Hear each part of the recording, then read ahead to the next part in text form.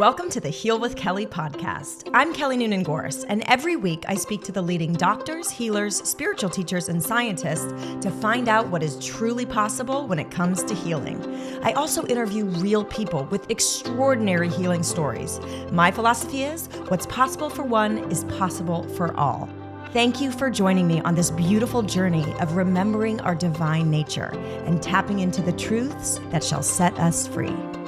Hey everyone, and welcome to the Heal with Kelly podcast. Today we are on location at the Next Health corporate headquarters in West Hollywood, and I am here with the founder of Next Health, Dr. Darshan Shah.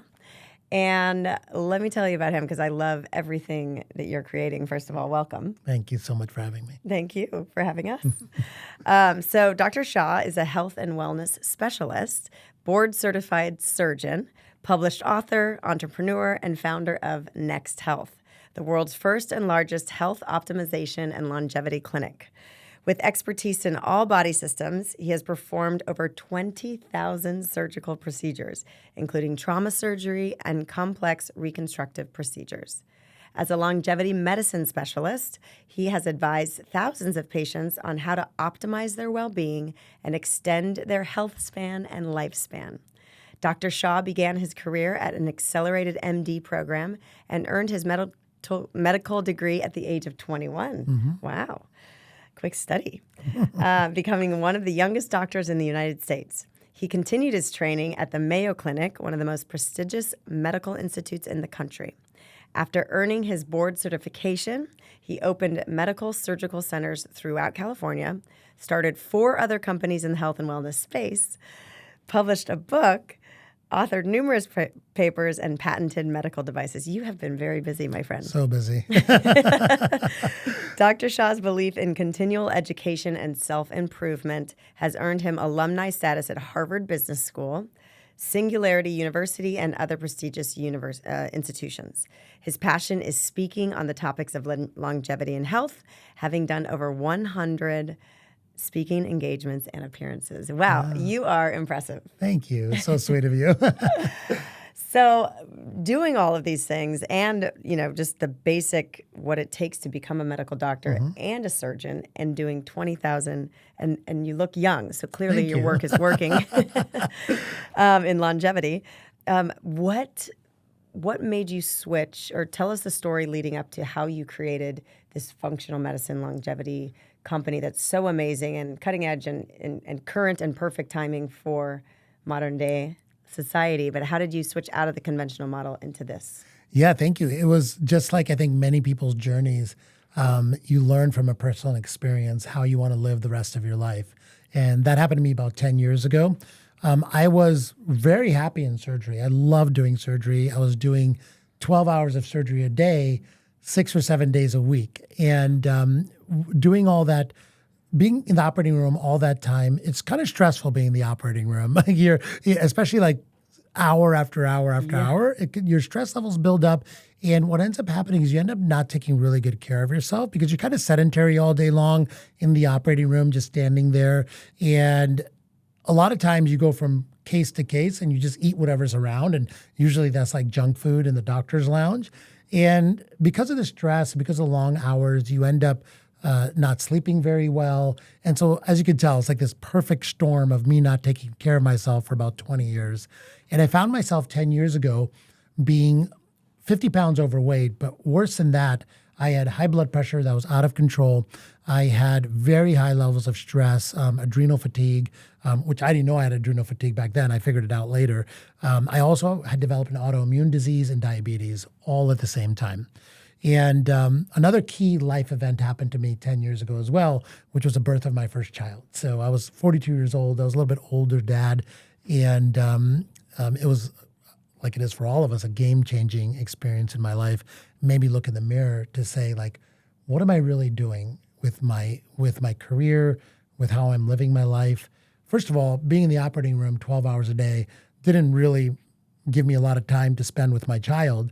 But then also looking at mortality rates for people with multiple diseases, I had about a 50% chance of dying before this kid graduated from college, you know? And so that's a stark realization. And it's kind of funny. On the night my child was born, I actually happened to pick up an article about mortality rates for people with autoimmune disease and multiple other disease conditions. And it was like 50% or more. It was like ridiculously high. And I said, I got to do something. I got to change my health. And, you think being a doctor, I'd know how to do that, but I actually had absolutely zero idea. You probably have met other doctors or interviewed other doctors that have told you, we get like zero information on nutrition and sleep, anything on how to stay healthy. You're not taught that in medical school. You're taught how to diagnose a disease and treat that with a pill or a surgery. And there's nothing wrong with that. Thank God we have that. If you get diagnosed with cancer or hit by a bus or have a heart attack, you need that, right? But it's definitely not a system that's built for health. And so that kind of launched my journey into getting myself healthy, which then turned into me talking to my surgical patients on how to get healthy and them avoiding surgery, which then turned into, this is the kind of medicine I want to practice. I want to get people healthy so they don't have to have surgery, so they don't have to be on medications. I got myself off all my medications except for one. And I was like, not only that, I felt amazing in my skin finally for the first time in 25 years. And that's kind of why I'm here now doing this. It's amazing. Yeah. I love it. And I'm going to throw a curveball at you. Sure, yeah. What are your spiritual beliefs? Because that article on the day that your son was born or whatever, like I think that is a little bit of a divine guidance piece, right? Absolutely. So like it seems like obviously your health and vitality are aligned right now because you're aligned with your purpose. And right. All of my learnings, it's, when we get off track from what we're really supposed to be doing or we're meant to go down this path and then get back on so we have the learnings necessary to create and express these gifts. But I'd be curious to know, like, do you have spiritual beliefs in something greater? Are you kind of just Newtonian cause and effect? Like what's... I'm very, I would say, not everyone is completely in tune with their spirituality, but I feel that over the last 10 years, I've gotten more in tune with mine. And my spiritual beliefs are kind of divided up amongst three different pathways, actually. Yeah. One is I was raised Hindu, and my parents were from India. I was raised Hindu, and Hinduism is one of the oldest religions in the world.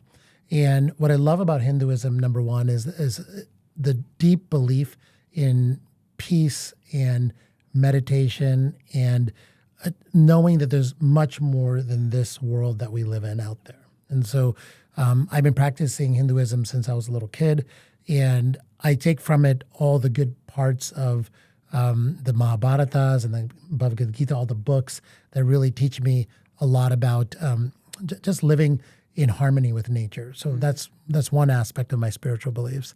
Secondly, I'm a big believer in manifestation. I absolutely believe that we have the power to manifest our destiny. And like that moment in time where I saw that article was basically the universe reaching back out to me saying I needed a new path in what I was manifesting. I actually lost touch with this part of myself 10 years ago. And now when like you said, my purpose, I found my purpose then, but I really believe the purpose is a combination of you manifesting your destiny along a specific line that makes you happy, right? And then lastly, I would say that I've been reading a lot about quantum theory and multiverses, and I do believe we live in a multiverse and that the quantum entanglement is real, and that has a lot to do with manifestation of your beliefs as well. But I really also think that there's something there that we're actively in the mode of discovering right now.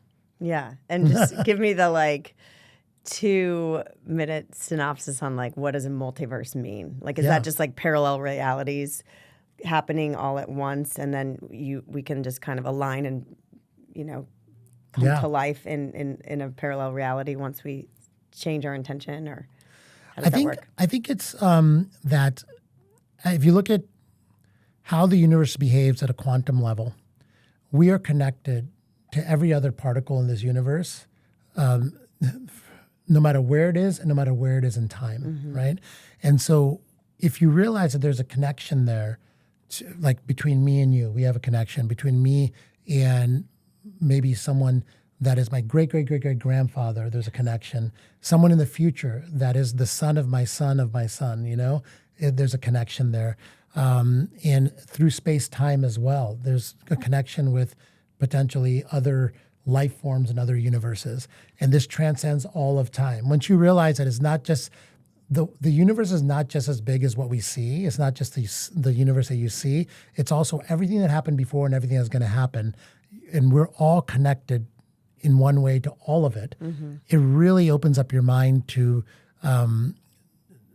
immense possibilities, right? And so I guess that's the way I look at the universe. Yeah, I have a similar. It's hard for me to articulate, but like, time is not linear. You can absolutely bend and play with time and heal something in the present that actually shifts the past and the future. Like absolutely, I could nerd out on that stuff all the time. Yes, yeah. And like even recording these podcasts, I feel like we're manipulating time and shifting time, because for me, time moves slower when I'm in a podcast because you're hyper focused on one conversation and you're hyper engaged in it, and that hyper engagement into one conversation stretches time, right? Mm-hmm. And you get so much more out of this, and so.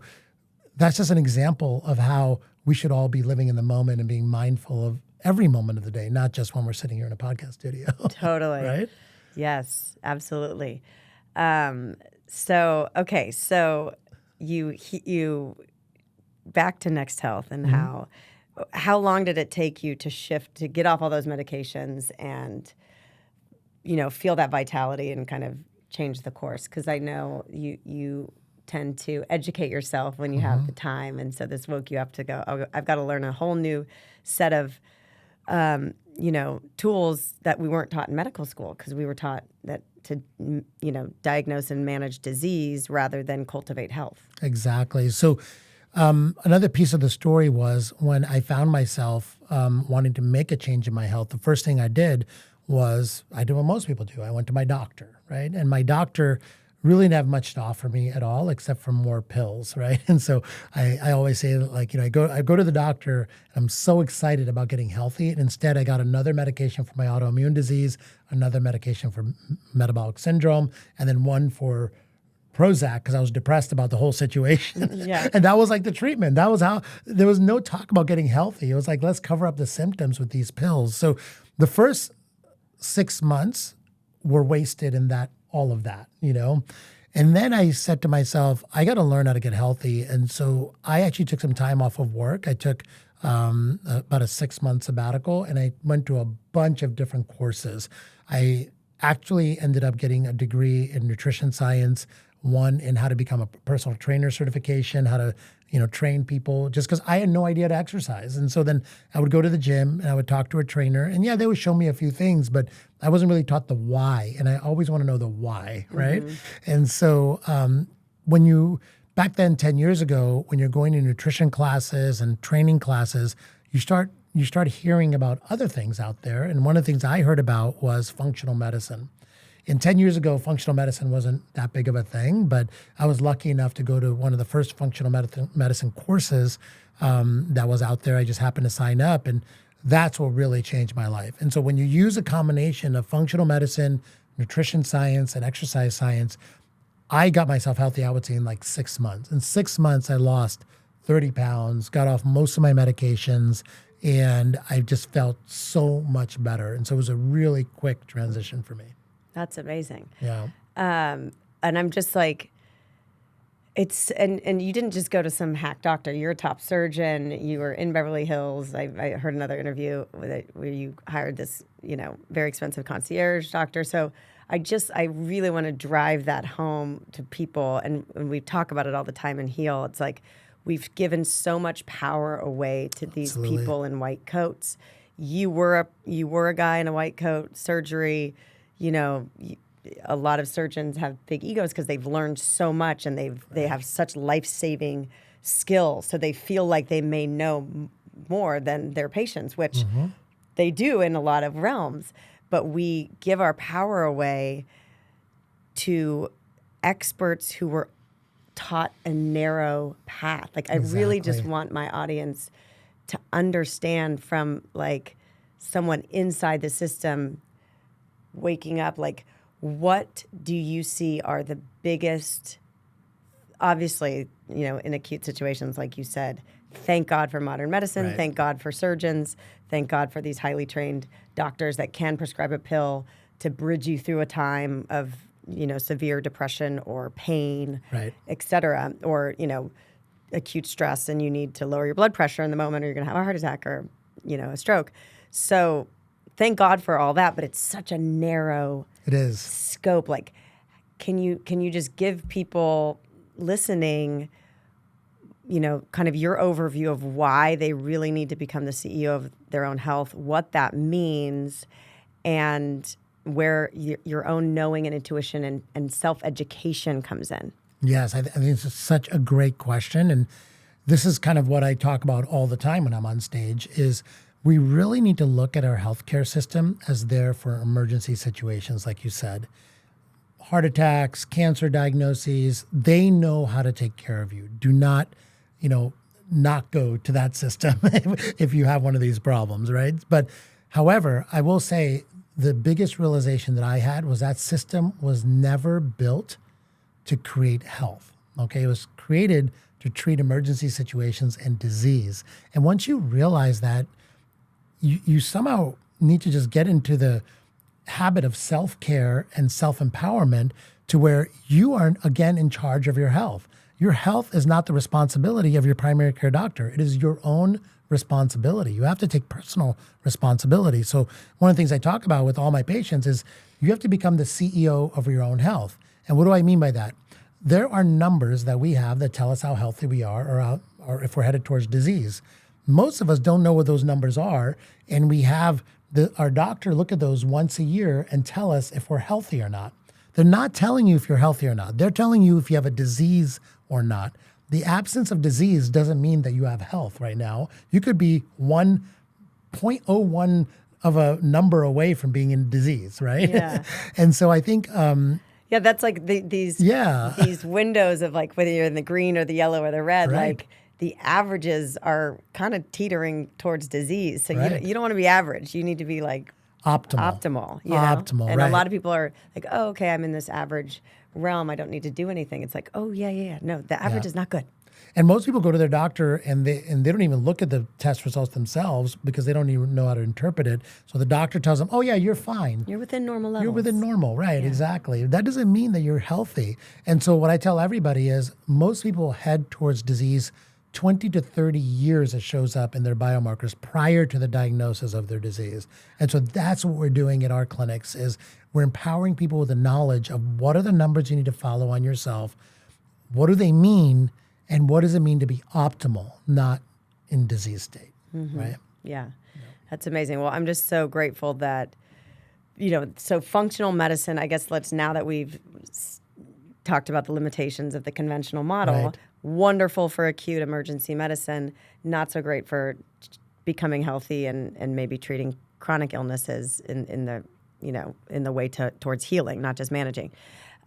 So what is, we hear functional medicine, we hear integrative medicine, we hear naturopathic medicine. Like, how does functional medicine fit in, or what's the definition? Yeah, it can get kind of confusing, right? There's so many different terms out there. And when people ask me, like, what kind of medicine do you practice? Is it functional? Is it integrative? Is it preventative? I would just say yes, because it is. It's all of Lifestyle. that. Exactly. It's all of it. And so I showed you downstairs at our clinic that we have what's called the wellness wheel.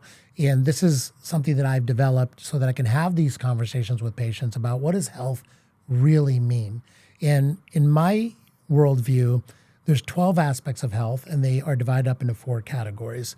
Category 1 is getting the basics right. Without getting the basics right, it's really hard to move the needle in the rest of your health journey. That is nutrition, movement, and sleep. And you can call that, and stress management, of course, but you can call that lifestyle medicine. You can call it, nutrition science. There's a lot of different ways of referring to it. Whatever you want to call it doesn't really matter. You got to get the basics right. Second aspect of this is preventative medicine, which is using the technology that we have in the disease care world 20 to 30 years early to know if you're headed towards disease, not just diagnosed with the disease. So that means cardiovascular health, brain health, so avoid Alzheimer's disease, other neurodegenerative diseases, avoiding cancer, so having an optimal immune system, and metabolic health to avoid diabetes, which is having poor metabolic health is a root cause of many of the other diseases. Number 3 is functional medicine. So that's hormonal health, gut health, detoxifying your life, and also emotional health I put into that category. And lastly, we talk about longevity science. And so these are some of the biohacking technologies that are out there. And I put that last because if you don't have all the other stuff addressed, doing any kind of biohacking is not going to move the needle. That's like the whipped cream. Exactly. Biohacking plus everything else, yes, that's a powerful combination, but it doesn't move the needle at all just doing the biohacking. Got it. That's amazing. So for someone going, okay, I need, what do you offer to your next health? Yeah, so the journey is basically, the journey. The first thing we do with all of our patients is we have them get a biomarker panel. And by biomarkers, I mean not just blood tests, also genetic testing. We also put them on a special scale because we want to know what their skeletal muscle mass is and their fat mass. We also do different tests on people, things like cognitive assessments to see where they are from a cognition standpoint. And then a lot of history taking. So we need to know what is their medical history from the moment they were born, even before they were born to now. And then we use that to develop a picture of what we believe is going to be the most important aspects of the person's health to focus on. And it's different for every single person. So, one of the things that everyone needs to realize too is that healthcare is really personalized. Everyone's biology is different and they need to focus on different things. And something that might help one person might actually harm another person. So we need to suss all that out. And so that's about a 1 or 2 week process where we gather the data and then we can develop a health journey. And then we also have all the technology and tools on site so that people can optimize their health, things like sauna and cold therapy and hyperbaric oxygen, et cetera. Yeah, and IVs. And IVs, yes. Yeah, that's amazing. So how does the breakdown? Is it like a membership? Because I walked in, I was like, oh, cryo and sauna, but I didn't realize that it was like this whole functional medicine. Because I need to get my labs. I'm at this place where I'm like, I talk a lot about the mental, emotional, and spiritual because I think I've been very fortunate to have pretty resilient immune system and health.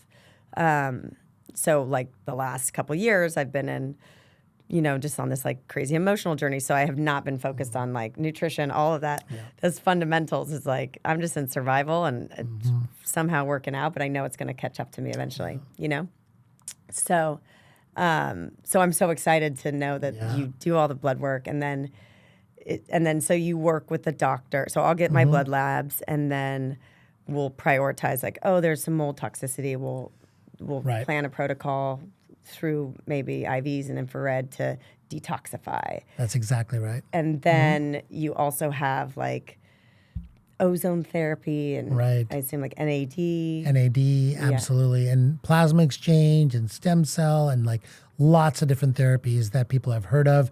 But not only that, we also have the ability to do regular medicine too. So a lot of people, they're seeing their primary care doctor and their blood pressure's still through the roof. They have signs of metabolic disease that haven't been addressed. So we can use traditional medicine techniques in order to heal them preventatively way earlier than traditional medicine usually addresses these problems. Altogether, we can use a lot of aspects of medicine together in a holistic fashion to really move the needle of your health. And so I think that's what's really great. Our doctors love working here because they have all these tools available, whereas in traditional medicine you don't, or you're discouraged from using them because health insurance won't pay for a lot of this, and so you're just actively discouraged to use your health insurance in the health insurance model, believe it or not, because they don't want to pay for it. You know. But how do you pitch that to someone? Because over time the costs are exponentially higher later on when you're dealing with the disease. That's exactly so it's like, right. Let's front load that investment in our health, figure out a way to prioritize that stay that's healthy. exactly right. And, one of the things that we're looking forward to and being part of the change is driving the cost of being healthy lower and lower and lower. I think we can definitely do that as we scale and as more people become more aware, right, of they need to take control of their health. So the more people coming to clinics like ours, it just creates the ability for us to make these therapies and these tests cheaper and cheaper. Mm-hmm. Yeah. Where a glucose monitor, like what, because I know you said you were pre-diabetic and, I know a lot of people are, so I'm just starting at the top of the wheel. Like what are the ways, like top 3 easy ways for people to kind of start to take control of their health? I would imagine like a continuous glucose monitor is one of them. Removing processed food. Like what's your general philosophy for people that may not have the resources to dive fully in and get all the things, but they can start to make pretty massive changes in simple things to do? Yeah, that's such a great question because it's so important to emphasize the fact that I'm a big believer in the Pareto principle. There's 20% of the information that's going to move the needle 80% of the way for you in your health. This was absolutely true for me in my personal journey. And what I would say is all of that is really free, And so for nutrition, for example, everyone's so focused on what their diet should be. Should I be vegan? Should I be a carnivore? Should I be Mediterranean? And what I tell my patients is I don't care which of those you choose, as long as you're avoiding ultra-processed food, you're going to make the most difference. And this ultra-processed food and really understanding what does that mean, what is the definition of that, and making a commitment to just completely cut that out of your life. Even to the, a lot of patients ask me, like, can I at least do it once a day? I'm like, no, you can't do it once a day. The ultra-processed food is not real food. It did not exist 80 years ago. This is something that we've created that is universally leading to bad health in everybody. And so cutting out ultra-processed food, I think, is the key to nutrition. The key to movement is not going to the gym. Of course, you want to go to the gym, you want to exercise. 80 years ago, if you told any human on the planet, like, you're going to be going to this place where you're going to lift heavy things and walk on a treadmill, they think you're crazy. Like, the treadmill was actually a torture device that was invented for jails 80 years ago, right? No way. Yes, exactly. So what I tell people is, that's fine. Go to the gym. So funny. Yeah, Oh I know. gosh. Most people don't know that. But what I tell people is much more important is to move. We are sedentary 90% of the day. Some people, it's almost 100% of the day they're sedentary. And it's that sedentary behavior that's really killing us. For every 10% of time that you spend sedentary over 4 hours a day, it adds 15% increased chance of mortality. So yes, as long as you're moving, you're going to reduce the mortality risk of being sedentary. And then, yes, please go to the gym. Yeah. For sleep, I would say, a lot of people feel like they're getting good sleep, but they don't really know. And so I'm a big fan of wearable devices, things like the glucose monitor, and the Oura Ring is the one that I use. But before even that, the best thing you could do for your sleep, and we've gotten away from this since we invented the light bulb, is going to sleep at nighttime at the same time every single night. That's so important. That's what sets your circadian rhythm. That's what decreases stress levels. That's what allows your brain to clear itself of toxins and be vital the next day. Prevents Alzheimer's, prevents heart disease, just going to sleep the same time every night. All those 3 things I just mentioned are free, and they move the needle the most, right? Yeah. And just for people that, what's the difference between processed and ultra-processed food? Yeah, for sure. Because I think that like anything out of the box really is hard to even qualify as food anymore. But the ones with the simple ingredients, and maybe it's like a pasta. So yeah, tell us the difference between those. Yeah, that's a great question. Why we shouldn't even consider it food. Like we should be getting the majority of our food from things that are like found in nature. Right, exactly. So, when you cook something, you're technically processing it, right? So if you cut up a vegetable, put it in a pan and cook it, that's processing it. That's not what I'm talking about at all. Ultra processed means it came from a factory somewhere, okay?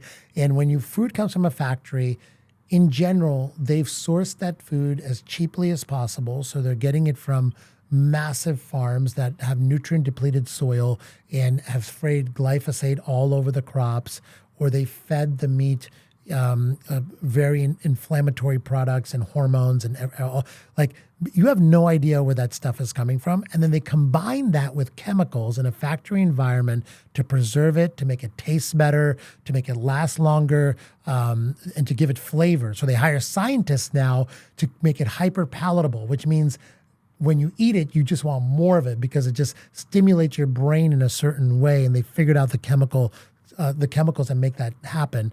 And then they put it all in plastic packaging with microplastics galore. And then they put it on a shelf in the middle of the supermarket and they serve it to you. And it could probably sit there forever. Right. Right. And then that's ultra processed food. That's what you're putting into your body. So pretty much anything that's packaged, even if it looks like a health food and it says green, like it's in green packaging and heart healthy, it's probably not. Look at the ingredient labels. If there's more than 4 or 5 ingredients and a lot of them are chemicals you can't pronounce, I would avoid it. Yeah. Completely. Absolutely. Yeah. Oh my goodness. Hence why, and I love that as we were touring Next Health before this interview, you talk about as part of the blood labs, you can see all these chemicals in your system, so you can see the amount of microplastics and glyphosate. I would glyphosate and BPA and all. We can get urine metabolites of all of it, and we can see what your level of exposure is. Mercury, all the heavy metals, absolutely, mold, all of these things that are in our environment that were never there, before World War II, and are now permeate through our environment. We live in one of the most toxic environments humans have ever been exposed to, just in the last 60 years. Before that, things were pretty clean, It's just all the chemical factories, Dow Corning, 3M, all of them created multitudes of chemicals that were dumped into our environment, and they still are being dumped in our environment. And we can now detect these in our urine toxicity screens and blood levels. And I would say 100% of people that we test, and we test hundreds of people every single day, have buildup of toxins. Yeah. So what is your knowing all that having the clinic, being you're a patient of Next Health as well, I'm sure. What's your how are you staying optimal? Yeah, so I want to just kind of, before I answer that question, I will say it is hard. Yeah. Even for me, I own the place downstairs. Yeah, you have access to it all. I have access to it. It's still hard. So none of it is easy, and I empathize with that for everybody. And so, I do want to also say that some of it does cost money and resources. And so if you don't have the resources, like I said, a lot of this you can do for free. So focus on the free things. And I have lists of the free things you can do as well. But what I would say for me, what's really moved the needle more than anything is to become an expert in forming habits. I think habit formation is a skill that we've lost. And getting the science of that back into my life and how to form good habits has really been the biggest game changer for me.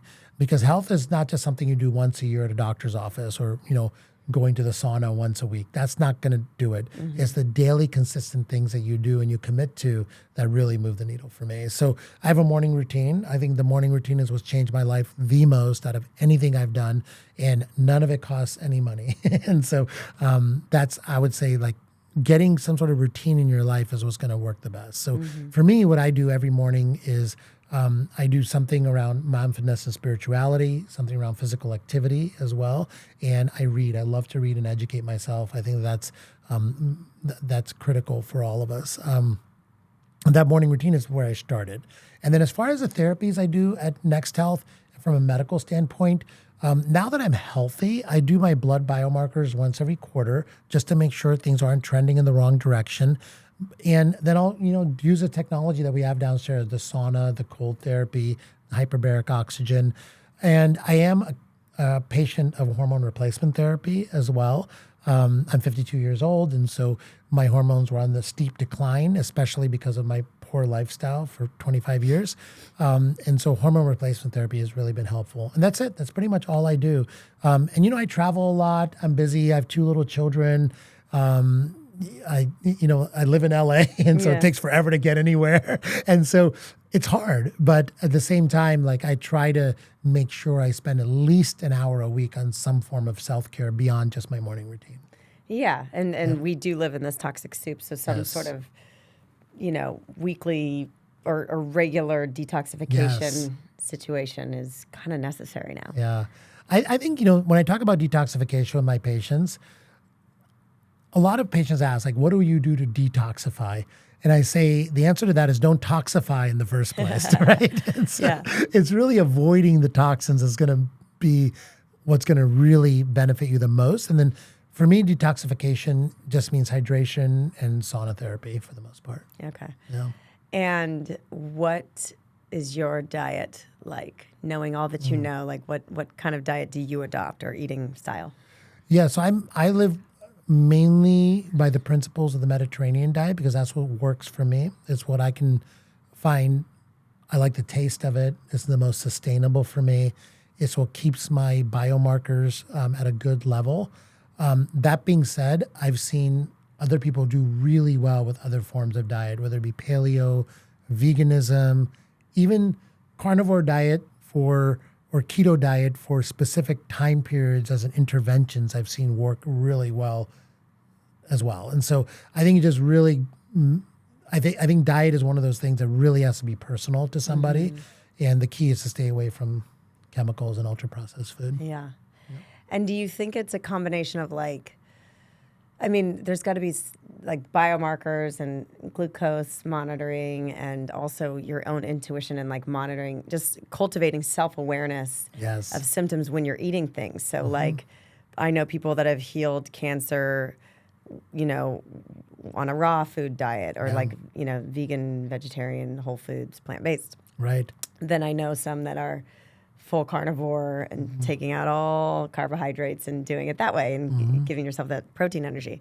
So again, it's so bio-individual. It really is. Yep. What do you recommend for, I mean, to me, it's just cultivating self-awareness. So like when you're eating, pay attention to like symptoms that start right away. Like, does your nose start to run? Right. Do you feel lethargic or moody? Like what's happening in your emotions like 30 minutes after a meal? Like, do you want to take a nap?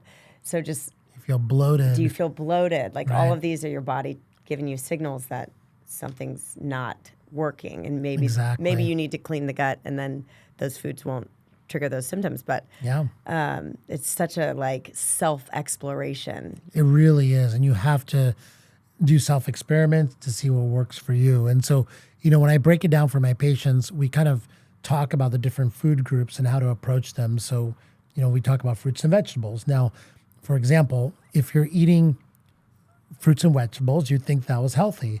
However, there are some people that buy vegetables and fruit from a supermarket that they're not organic, right? And then they fail to wash them, and then they're getting a lot of glyphosate. And that's what's really causing a lot of gut symptoms for them. Because they're killing the biology of their gut. With Exactly. They're killing their microbiome, right? Yeah. And so I think that's something to watch out for, right? So buying organic, or if you can't, at least looking at the Environmental Working Group's website, they have a list of the dirty dozen of your, and those are the most likely to have like berries and stuff, Right, glyphosate, and you really want to wash those really well. And then also like some fruits will cause people's glucose levels to spike really high. For me, it was like bananas and watermelon. Those cause like spikes in my glucose that are bigger than if I eat candy, believe it or not. Wow. And so, you know, just kind of doing that self-discovery. And I think the continuous glucose monitor, by the way, you've mentioned a couple of times, it's a game changer that just became available in the last couple of years. Everyone, if you can do it for at least a month, I think it's a very valuable tool to understanding what your glucose levels are doing, because in this country where we have 90% of people with metabolic disease, the only way they're going to make some headway there is with devices like the glucose monitor and people educating themselves on what their glucose curve is doing. And so to go a little deeper on that for people that are like, oh, okay, monitoring blood sugar, diabetes, I kind of know how it's all connected, but I don't really know. Can you just explain why that is so important? And then also, I'm just learning that like even the order of foods that you eat makes a huge difference. And, you know, so I definitely want to get one just to see how, like you said, different, like watermelon might not affect me as much, but like ice cream I need to stay away from, you know? Yeah, absolutely. Is ice cream a food group? I'm not sure. It should be a food group. So let's talk about metabolic syndrome first. So metabolic syndrome is a dysregulation in your body's ability to handle blood glucose. Blood glucose is basically what we break down all of our food into and to make it into energy. And that's how food, when it's broken down in your GI tract, gets transported throughout your body is in the form of glucose. And so what should happen is your cells should take the glucose in, turn it into energy, and then you use the energy to live your life and to do all of the activities. What happens when you take too much glucose in, because believe it or not, glucose in your bloodstream is actually toxic, right? So it has to be pulled into cells.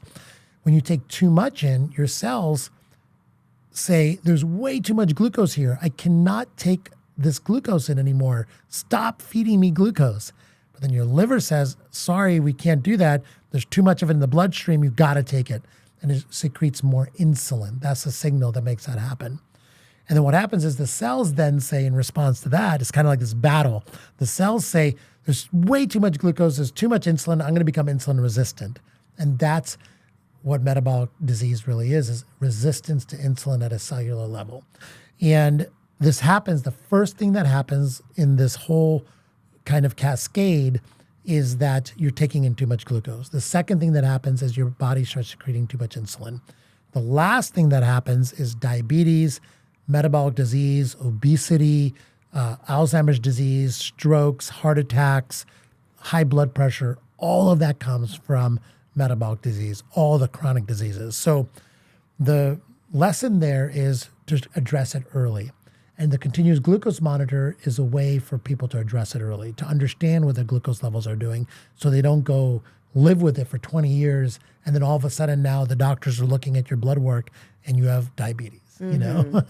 Yeah, and it would be type 2 diabetes because Right. it's a lifestyle-induced thing. Exactly. Which can, I know that people can reverse type 2 diabetes with these I did. changes Yeah. within, a month or two. Yeah. So, I mean, that just shows just how you broke that down is so helpful because our bodies are designed in these beautiful holistic systems that everything is connected and working in harmony. That is, so what is the opposite? So if disease is the opposite of health, then health is ease, flow, chi.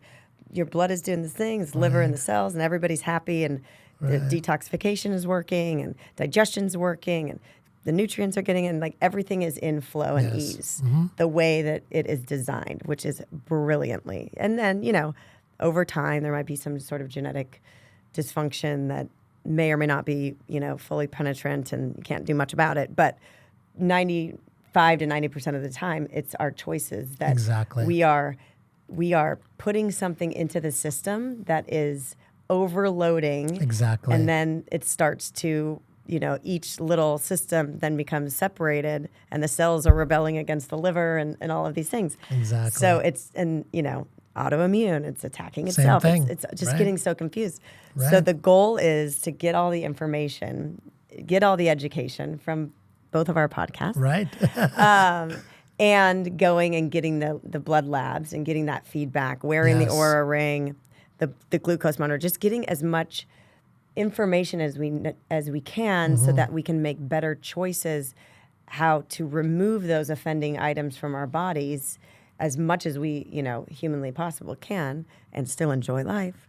And so our body can Yes. do what it's designed to do in ease and flow. That's exactly right. And, it might seem like a lot, and it can be a lot, but I think as long as you approach it as doing one thing at a time, because we have nothing but time, right? The bad part is living 30 years and not doing anything because you gave up 30 years ago, right? And so I have a lot of patients that they need to do a lot of things, but we always do one thing at a time, and they get used to that one thing, and then they do another thing. And so I'll give you an example. I just talked to a patient I've been working with for a year yesterday, and we've got a lot of things under control. Like we wore a continuous glucose monitor. He pretty much reversed diabetes completely by changing the order of what he eats, and he stopped snacking, and he stopped eating ultra-processed food. Those three things. And so if you eat your fiber first, it reduces the amount of glucose that the carbohydrates that you take in can absorb. And so, So I should not be dipping the baguette into the olive oil at the beginning of every Italian meal. Exactly. Exactly. Okay. Get the crudité, Okay. put in some olive oil or the dip, and that's so much better for you. Okay. And then dessert at the end of the meal, it's fine. Because now you've had all this fiber and protein at the beginning of the meal that'll prevent your absorption. So we did that, and then he stopped snacking on chips and cookies. He just got nuts, and he loves nuts, and that's what he did. 2 things completely reversed his metabolic disease. It's mind-blowing, And meanwhile, his doctor's telling him you're probably going to need insulin in a year or 2, So anyway, so we did that, and then the next thing we wanted to address, and this is 6 months later, is his sleep. And we found out that he had sleep apnea, which is a condition where, because of the anatomy of your throat, you close off your throat in the middle of the night when you're sleeping and you stop taking oxygen in. And, you live that way for 10, 20, 30 years, not having enough oxygen to your brain, your liver, all the cells of your body, causes a lot of damage. And so what we did was we put him on a oxygen sensor every single night. And now he's doing little mini experiments on how to improve his blood oxygen at night. So he's wearing like nasal tape to open up his nasal cavities. He's sleeping with the head of his bed up 30 degrees. He might end up needing a CPAP machine or some kind of surgery, but we're trying things beforehand. And so I think the purpose of me telling you that example is that you don't have to do it all at once. Things can take 2 or 3 months before you get them right, but focus on 1 or 2 data points and make changes and see how they affect you. Yeah. Right? And I think starting at the top of the wheel with those lifestyle, those 3 fundamentals, if you can get that right, I think it can solve like a good chunk and get you in the right direction. So true. And even as you talk about, and I know you're not a psychiatrist, but like in your education of liberating yourself from all those pills, the 11 out of 12 pills, and how they just threw a Prozac on top of it, like. Of course, if you're burnt out, stressed out, not sleeping, you're going to be depressed because your brain is not just physically. The brain is not, let alone the the psyche, but the physical brain is not able to recover and get rid of waste and regenerate in the evening during sleep, and so it's unresourced, and then you're going to have a dip in all the things that elevate your mood. So true. And people just get thrown a pill, but over time that pill numbs not only the depressive feelings, but it also numbs your capacity for elation and joy. Absolutely. And the other pill I was on too, by the way, was an acid-reducing pill called Prilosec for reflux, right? And so that was killing my gut bacteria as well and decreasing my absorption of vitamins. And so all these pills were just causing the symptoms, and then you're taking more pills to cover up the symptoms that the other pills cause. Yeah. It's like a negative downward spiral. Yeah. So, look, medicines are great, but they should be looked at as temporary interventions for the most part, Totally. Yeah, the Prilosec thing, it makes you more, like an antacid makes you more acidic over time because your body tries to become more acidic because it's being shut down. It doesn't want to be shut down. Yeah. It's interesting. Right.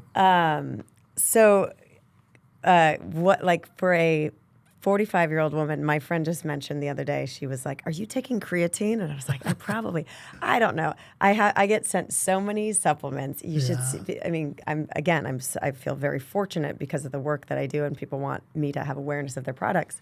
I have a whole walk-in pantry and like one whole shelf wraparound is all supplements. And I'm just like, okay, maybe I should take some magnesium.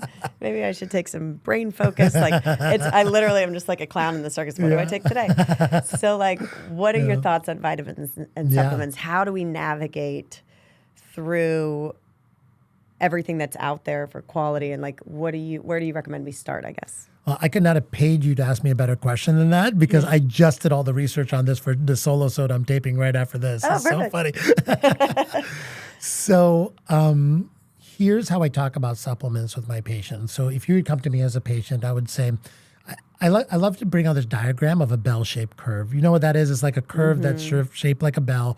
And we use it a lot in business because we say, most people are in the middle somewhere where they're either early adopters or they are late adopters. But then there's also at the ends of those curves are people that are skeptics and people that are innovators, right? So this is a kind of a business thing where it divides up people's mentality along 4 different groups, with most people being somewhere in the middle. So I show people this curve and I say, where are you with supplements? Like, are you one of these people that want to take 0 supplements because you don't believe in them and you think that everything comes from food? Or are you one of those people that'll take some basic supplements? Like, you want to take what's absolutely required and is proven by science? Or are you willing to give some other things a shot, maybe 2 or 3 more? Or do you want me to tell you everything that Brian Johnson and, Dr. Hyman and, Andrew Huberman recommend and put that together in a protocol? You're fine taking 50 supplements a day. Yeah. So it's all depends on what you're wanting to do. Now, I will say that for most people, there are some certain supplements that are foundational that almost all humans need to think about taking, just because we know from large epidemiological studies, these are deficiencies that are present in most people. And then there's some that I'm really excited about the science around that I think can move the needle. After that, I would say that everything is kind of, up to you. Like, you try things, see if it moves the needle for you, the way you feel in your blood biomarkers, in your wearables. Use data, 1 supplement at a time, to see if it's really moving the needle for you. That's how I would approach it. Okay. So just for the people listening, like, what are those fundamentals that we all need to probably be taking based on, these kind of global deficiencies on modern society? Mm-hmm. And then what are some of the, for me, the ones that you're excited about that have kind of for longevity or optimal health? Sure. So I think supplements become more important probably after the age of 30, 35 or so. Before that, our bodies are pretty resilient. As long as you're eating a good diet, you're going to be okay. After that, we absorb less nutrients. Our bodies go under more stress, so we need more nutritional help. And what I would say is foundational is a vitamin D3 K2 supplement. We like to measure your vitamin D levels so we can really hone in the amount of that. Secondly is some sort of omega-3 supplement. And thirdly is going to be some form of a really good multivitamin with a methylated form of B vitamins. And so just to kind of double click on that a little bit, a lot of us have a genetic deficiency in being able to activate vitamins. The way we activate our vitamins is by adding a methyl group, a chemical group to it internally. We have enzymes in our body that do that. But if your genes if you have a genetic deficiency in being able to activate vitamins, you need a methylated form. And so if you're out there buying a multivitamin, see if it has an activated methylated B vitamins in it. That's what you want. Okay. So, and then you mentioned creatine. I'm making creatine more and more a part of my foundational stack for people over the age of 40, for sure. It increases the amount of muscle that you have, and also it's been shown to provide neurocognitive benefits and could potentially help you avoid Alzheimer's disease. So that's, I would say, is like foundational, those 4. And then the ones I'm excited about, there's this whole new beautiful field developing where we're looking at mitochondrial health. Mitochondria are the powerhouses of your cell. Mm-hmm. Every cell needs energy. They need to take glucose and they turn them into energy. And the more mitochondria you have and the better they work, the better your entire body's going to function. And so these supplements that improve mitochondrial health, I'm really excited about. So one of them is called urolithin A. And urolithin A increases the number of mitochondria every cell has. And another one called nicotinamide riboside, which is a precursor of energy production. So your mitochondria need these precursors to make energy. So those are 2 I really like. I would also say that something really exciting happening in the supplement world is not a lot of people realize it, but your microbiome is like $100 billion pharmaceutical factory in our gut that's been evolving with us for millennia, right? And so now we're using our microbiome to create compounds. And so urolithin A is one of them. Like, that's actually made by our microbiome.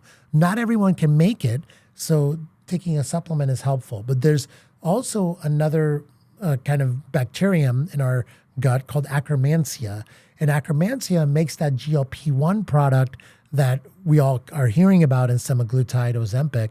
We actually make that in our gut normally, but because our Akkermansia has been decimated by ultra-processed food. We can't make it anymore. That's why people are injecting it now. So if you can get a supplement that has Akkermansia, you'll start making GLP-1 again. And so for a lot of people that are struggling with weight or with metabolic disease, we'll start them on like an Akkermansia supplement by a company called Pendulum that makes it, and it works really well. And it doesn't have like the negative side effects of the drug. Exactly. Okay. Right. Yeah, because that's terrifying to me. Yeah. Yeah. Awesome. Akkermansia. Okay. Lots of great stuff coming out with a lot of good research behind it as well. Yeah, that's amazing. How do you find time with this long list of bio, and you're an overachiever?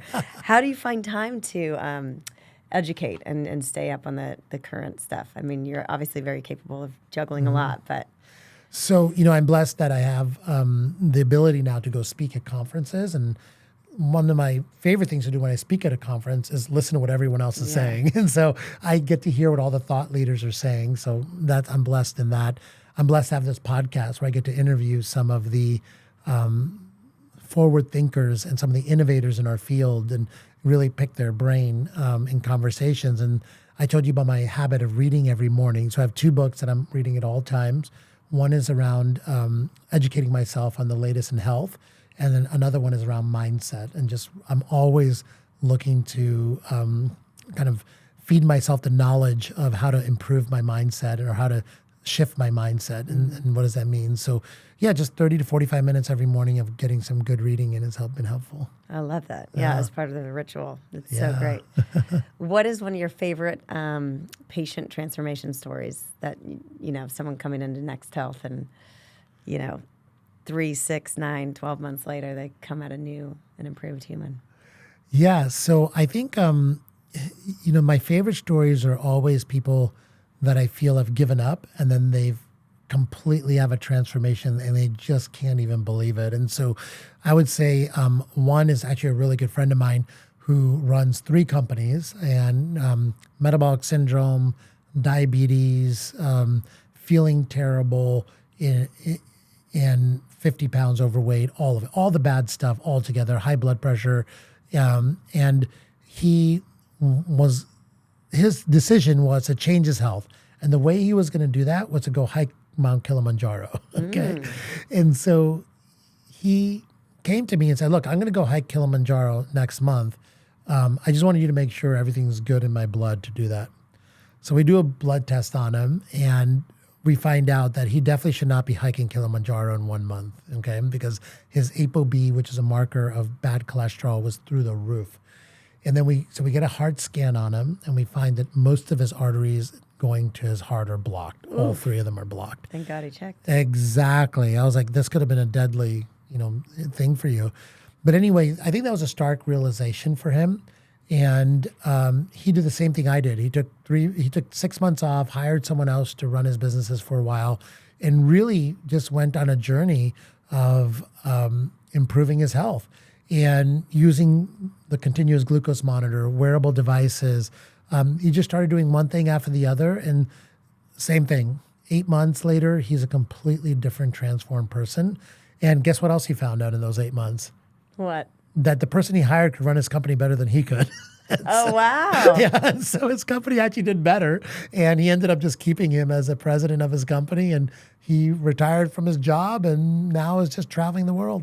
I mean, you take care of yourself and things seem to fall into place. Things fall into place. Yeah. That's amazing. All right. Well, I gotta get in there and get my labs done. We'd love to have go you. Downstairs after this. No. Yeah. That's amazing. Well, thank you. What where can people find Next Health? I know you're in LA, New York. What's the future for Next Health, and where can people find you? Our clinics are in LA and New York right now, and then we're opening Nashville in a week, Miami in a few weeks after that, and we're opening about 30 clinics all over the country. So we'll be in most states in the next 3 years. So www.next.health is to find our clinics.